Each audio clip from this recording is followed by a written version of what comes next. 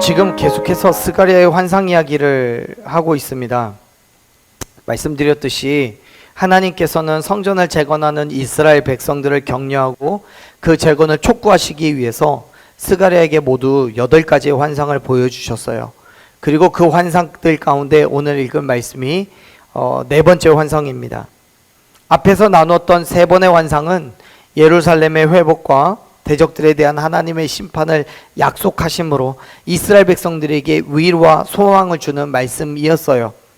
반면 이 4번째 환상은 이스라엘 백성들이 하나님의 선택을 받은 백성으로서 다른 민족들과 구별되어야 할 것, 그리고 하나님의 축복을 약속하는 내용으로 기록이 되어 있어요. 우리 다시 한번 1절 말씀을 읽어봅시다. 자, 1절 읽겠습니다. 세 번째 환상에서 1절 읽겠습니다. 대제사장 여호수아는 여호와의 천사 앞에 섰고 사탄은 그의 오른쪽에 서서 그를 대적하는 것을 여호와께서 내게 보이시니라. 아멘. 아멘. 세 번째 환상에서는 앞선 환상들에서 등장하지 않았던 새로운 인물이 소개가 돼요. 이 사람이 바로 대제사장 여호수아라는 사람인데요.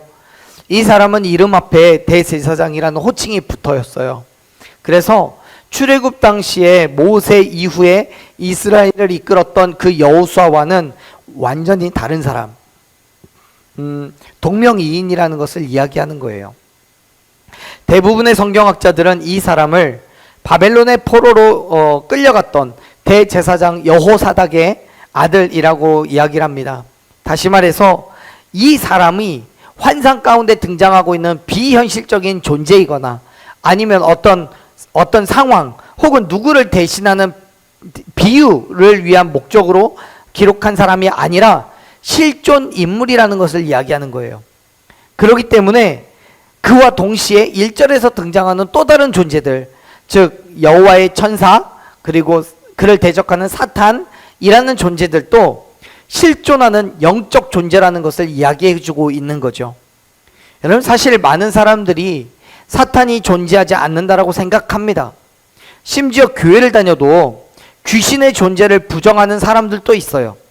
2022년에 한 조사에서 악마나 사탄의 존재에 대해서 교회를 다니는 사람 71%가 존재한다라고 대답을 했대요.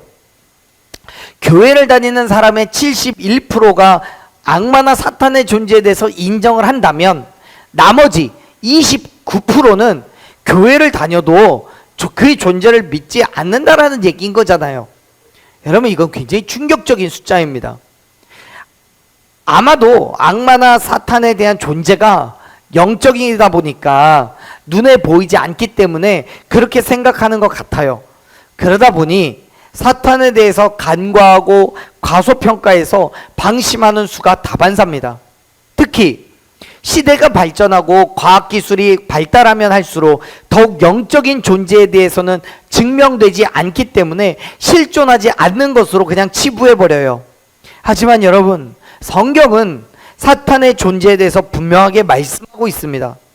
욥기 1장 6절에서 사탄이 하나님 앞에 서 있는 장면이 기록되어 있고, 마태, 마가, 누가복음 이 모든 곳에서는 예수님께서 광야에서 사탄에 시험받았다라고 기록하고 있죠. 뿐만 아니라 사복음서의 곳곳에서 예수님께서는 귀신을 쫓아내시고 마귀를 대적하는 장면이 기록되어 있습니다. 만일 사탄이나 마귀가 실제 존재하지 않는다고 한다면 성경에 기록되어 있는 이러한 사건들을 우리는 어떻게 받아들일 수 있는 겁니까? 거짓이지요. 사기입니다. 여러분, 이건 단순히 비유적인 표현이라고 볼 수 없어요. 아니면 우리에게 경각심을 심어주기 위한 과도한 표현도 아니에요. 여러분, 요한일서 3장 8절 말씀을 보면 사도 요한은 이렇게 이야기합니다. 죄를 짓는 자는 마귀에게 속해 있고 마귀는 처음부터 범죄했기 때문에 하나님의 아들이 이 땅에 오신 것은 마귀의 그 일을 멸하려 하심이라고 말씀하고 있어요. 다시 말해서 예수님께서 이 땅에 오신 것은 마귀의 일, 즉 사람들을 죄에 옥매어서 지옥으로 데려가기 위한 계획을 무너뜨리시기 위함임을 여러분 믿으시길 바랍니다. 뿐만 아니라 바울은 에베소서 6장 12절에서 우리의 씨름은 혈과 육을 상대하는 것이 아니라 통치자들과 권세자들과 이 세상의, 이 어둠의 세상의 주관자들, 하늘에 있는 악한 영들을 상대함이라고 분명하게 표현합니다. 이러한 말씀들 속에서 확인할 수 있듯이 비록 우리의 눈에는 보이지 않을지라도 사탄은 분명히 존재하고 있고 우리를 넘어뜨리기 위하여 여러 가지 계획을 세우고 있음을 여러분 믿으시길 바랍니다. 우리가 말씀을 나누고 있는 스가랴 3장 1절에서 확인하는 것도 동일합니다. 대제사장 여호수아는 여호와의 천사 앞에 서 있고 사탄은 그 여호수아의 오른쪽에 서 있어요. 그런데 여러분, 그들이 지금 뭐 하고 있습니까? 성경은 대적을 하고 있다라고 표현합니다. 1절 말씀을 우리가 조금 자세하게 살펴보는 것이 이 네 번째 환상에 대해서 그림을 그려보는 것에 도움이 될 것 같아요. 여러분, 본래 사탄이라는 단어 자체가 히브리어예요. 여러분, 사탄이라는 말 다 아시죠? 사탄이 뭘 의미하는지도 다 아시죠? 자, 여러분은 히브리어 단어 하나를 알고 계시는 거예요. 사탄은 히브리어인데요, 그 뜻은 대적하는 자라는 의미를 가지고 있습니다. 다시 말해서 그의 역할 자체가 바로 대적을 하는 거예요. 그래서 1절의 표현은 사탄의 역할에 대해서 분명하게 그를 대적하고 있다는 것을 보여줘요. 그런데 그 사탄이 지금 어디 있어요? 오른쪽에 있어요.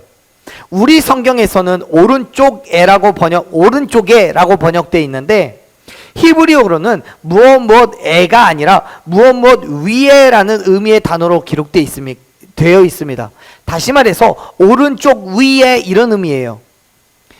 이게 뭘 의미하는 거냐면 사탄은 여호수아의 옆에 서 있어요. 대제사장 여호수아의 옆에 서 있어요. 그런데 그 옆이 단순하게 오른쪽이 아니라 위에서 내려다보고 있는 교만한 자세로 여호수아를 멸시하고 그가 죄인이라는 사실을 하나님께 고발하고 있는 중인 거예요. 대제사장 여호수아가 하나님 앞에 긍휼하심과 은혜를 받을 만한 자격이 없다라고 지금 이야기하고 있는 중인 거죠.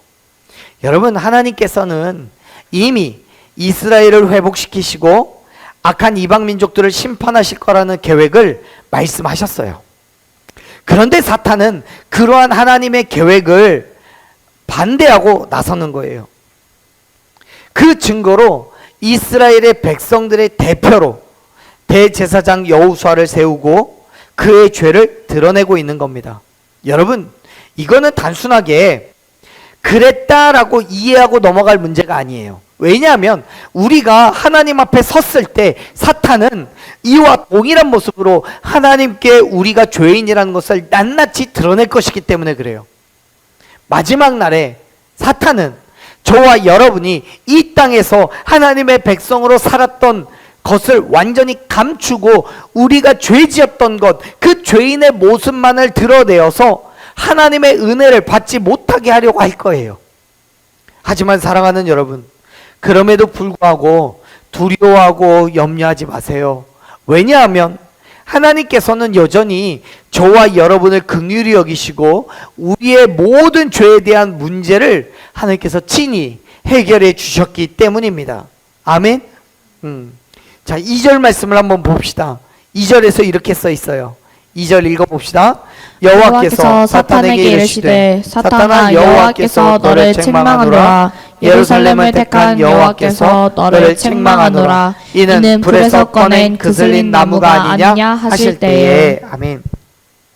자, 먼저 하나님께서는 사탄을 책망하셨어요.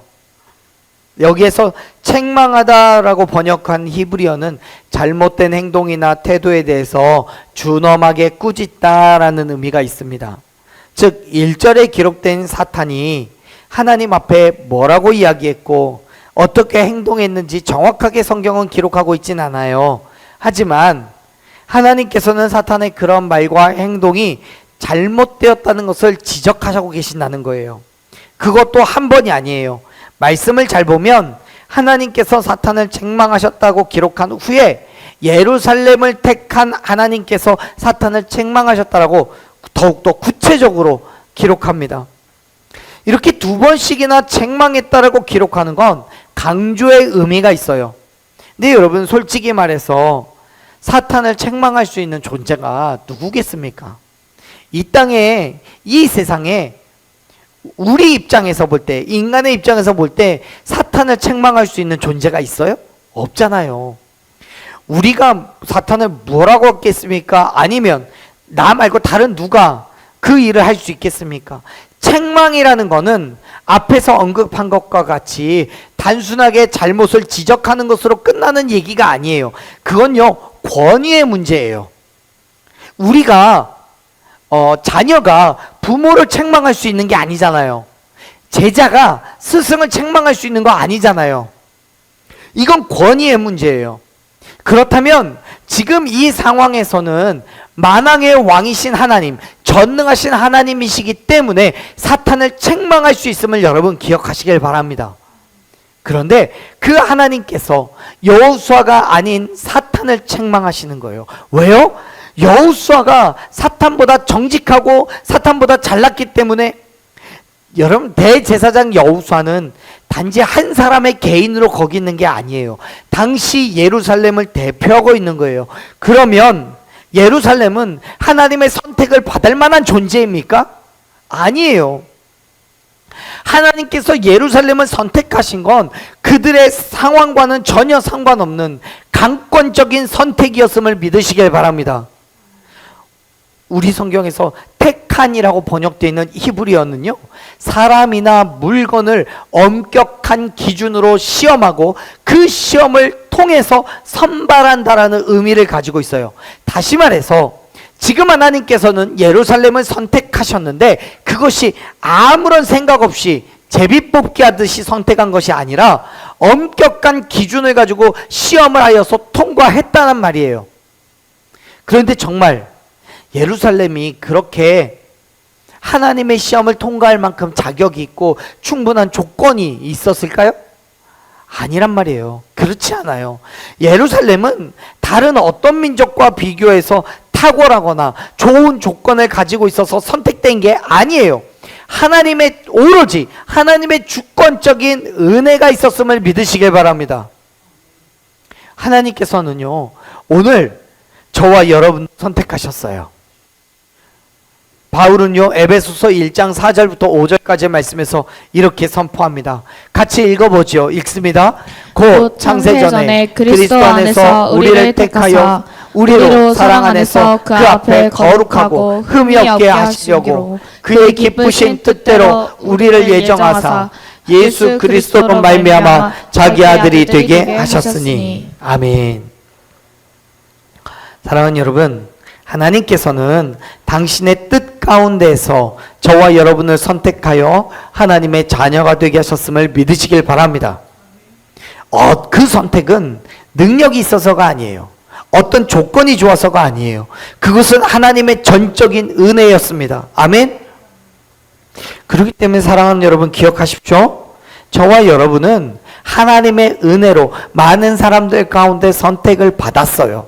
하나님께서는 해결할 수 없는 수많은 죄 가운데 있는 우리를, 여러분을 너무도 크신 사랑으로 예수 그리스도를 보내셔서 십자가에서 죽으시고 부활하게 하심으로 말미암아 하나님의 자녀가 되게 하셨습니다. 그러므로 사탄은 결코 우리를 하나님 앞에 고발할 수가 있어요, 없어요? 없어요. 보세요. 로마서 8장 33절 말씀 같이 읽어봅시다. 읽습니다. 누가 능히 하나님께서 택하신 자들을 고발하리요 의롭다 하신 이는 하나님이시니. 아멘. 사랑하는 여러분, 여러분은 하나님의 사랑을 받은 존재입니다. 예수 그리스도께서 십자가에서 죽으시고 부활하심으로써 모든 죄를 용서하시고 저와 여러분을 깨끗하게 하셨음을 여러분 믿으시길 바랍니다. 그럼에도 불구하고 사탄은 우리를 시험에 들게 할 거예요. 이미 해결받은 죄를 다시 지적하고 책망하여서 여전히 우리가 죄인이라고 말합니다. 하지만 여러분, 2절에서 이야기하고 있잖아요. 하나님께서는 아무런 조건 없이 저와 여러분을 선택하셨습니다. 할렐루야. 그리고 하나님의 자녀로 살아가게 하셨어요. 자, 보세요. 2절의 마지막에 하나님은 예루살렘에 대해서 뭐라고 표현합니까? 불에서 꺼내 그슬린 나무래요. 뜨겁게 타오르는 아궁이에서 꺼낸 나무는 여기저기 불이 붙었던 흔적이 있어서 연기가 나고 싹을 틔울 수도 없는 상태예요. 그을려졌어요. 타다 말았어요. 당연히 열매를 맺을 수 있어요? 없어요? 없어요. 하지만 완전히 숯이나 재로 변한 상태도 아니에요. 그러한 상태가 지금 예루살렘이라는 거예요. 지금 저와 여러분의 상태라는 거예요. 여러분, 예루살렘은 바벨론에 멸망당해서 포로로 끌려갔어요. 여기저기 불이 붙고 그을려서 아무것도 할 수 없는, 또 어디에도 사용할 수 없는 그 치욕적인 삶을 살았어요. 그러한 예루살렘을 그 불구덩이에서, 그 바벨론의 손에서부터 꺼내신 거예요. 여러분, 그 나무에 생명이 있겠습니까?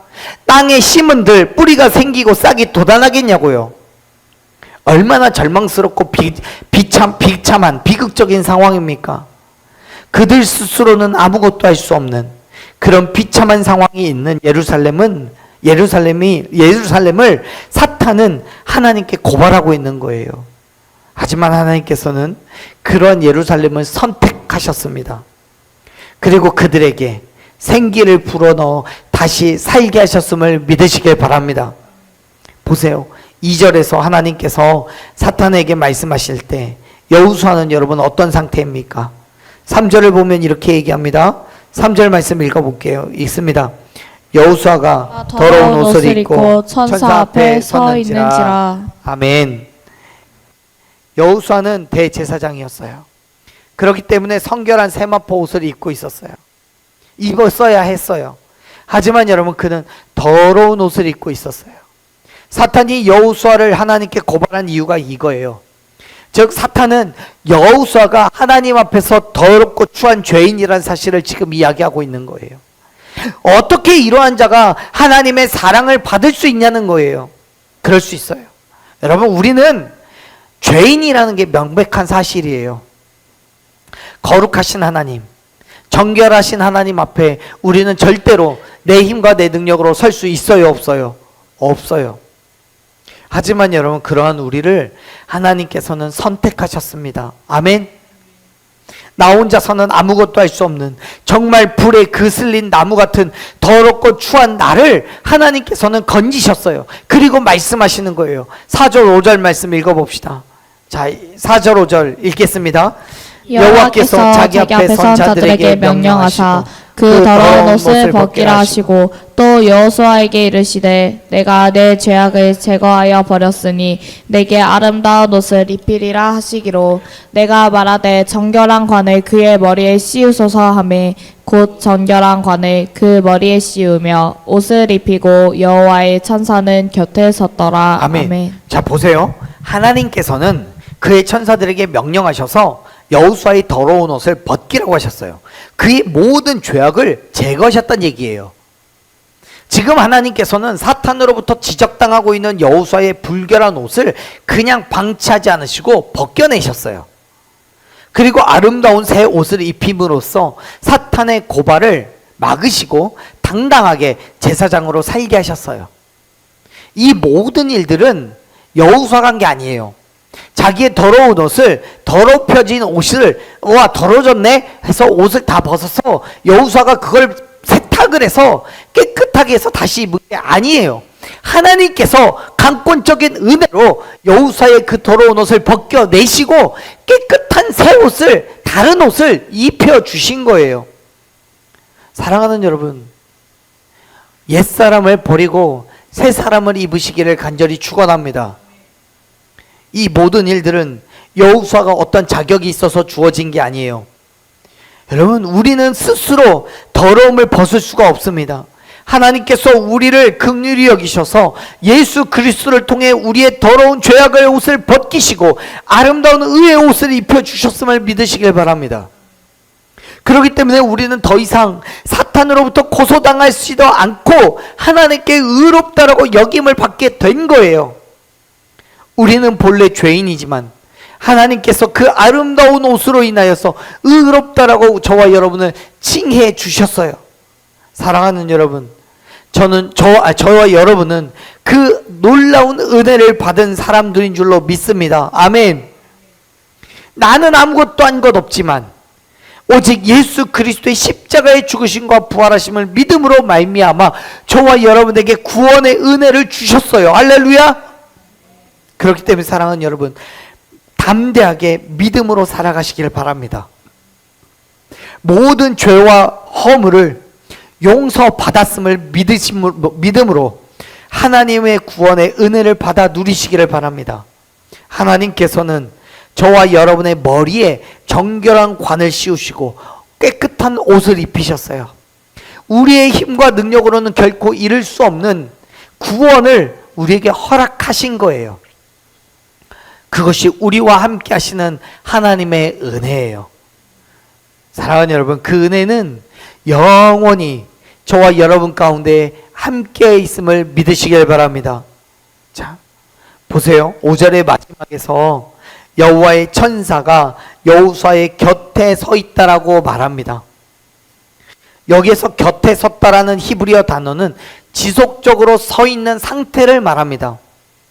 즉 하나님의 명령이 있은 후부터 끊임없이 여호수아의 곁을 떠나지 않았다는 거예요. 왜요? 그의 옷이 더럽혀지지 않게 하기 위해서 그를 지키고 보호하는 거예요. 그렇습니다. 사랑하는 여러분, 예수 그리스도께서 저와 여러분과 함께하고 계심을 여러분 믿으시길 바랍니다. 우리의 모든 죄를 용서하시고 구원의 은혜를 받은 우리이기 때문에 더 이상 우리는 쓰러지지 않고 넘어짐 없이 굳건히 서 있을 수 있음을 믿으시길 바랍니다. 사랑하는 여러분, 오늘 저와 여러분은 다시 우리의 모든 죄와 허물을 용서하시고 날마다 함께 하시겠다라는 하나님의 약속을 받았습니다. 그러므로 그 약속 붙잡고 우리에게 모든 힘듦과 어려움을 참아내고 견뎌내며 그 그리스도인 된 삶을 결단하시기를 축원합니다. 이 말씀은 단순하게 환상으로 끝나지 않아요. 말씀하신 대로 이루시는 하나님을 경험하게 될 줄로 믿습니다. 하나님께서 저와 여러분 가운데 함께 하셔서 우리를 지키시고 보호하심을 여러분 믿으시길 바랍니다. 그 믿음으로 저와 여러분의 삶의 자리에서 온전한 그리스도인으로 살아가시기를 간절히 축복합니다. 지금 우리의 삶이 어떻든지 하나님께서 끝까지 저와 여러분 가운데 함께 하심을 믿음으로 사탄 마귀의 시험과 유혹 가운데 날마다 승리하는 저와 여러분이 되기를 간절히 축원합니다.